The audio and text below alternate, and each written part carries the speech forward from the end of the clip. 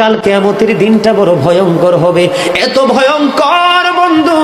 আমার নবী বলেছেন উলঙ্গ অবস্থায় মানুষগুলো হাসুরের ময়দানে একত্রিত হবে রে।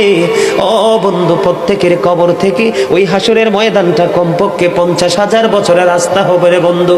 এই জন্য নবী যখন মেরাজের রজনীতে বোরাক দেখেছিল, আমার নবীকে আল্লাহ দাওয়াত দিয়েছে, বোরাক দেখে আমার নবী এত ক্রন্দন করেছিল, মনে হয়েছিল যেন আমার নবীর চক্ষু মুবারক দুইটা ঝর্ণা হয়ে গেছে।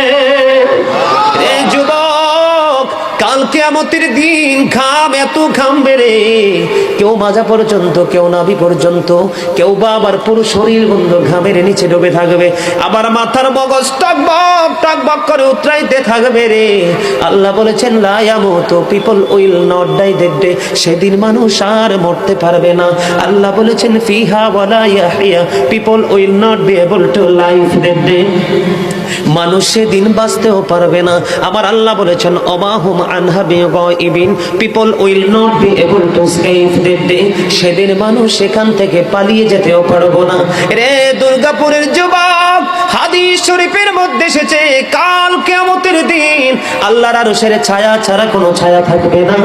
ওই কাল কিয়ামতের দিন এই দুর্গাপুরের যুবকগুলো চাইয়া দেখেন চাতক পাখির মতো বসে আছে। আমার কাছে এত সুন্দর লাগে রে যুবক, আমার হৃদয়টা ঠান্ডা হয়ে গেছে, কলিজা ছুঁয়ে গেছে তোমাদের উপস্থিতি এবং মনোযোগ। আল্লাহ রাব্বুল আলামিন হাদিস শরীফের মধ্যে এসেছে কাল কিয়ামতের দিন আর 7 শ্রেণীর মানুষকে আল্লাহর আরশের ছায়ার নিচে জায়গা দিবে রে। এর মধ্যে বিশাল একটা টিম থাকবে পৃথিবীর যুবকেরা। জোরে জোরে সুবহানাল্লাহ।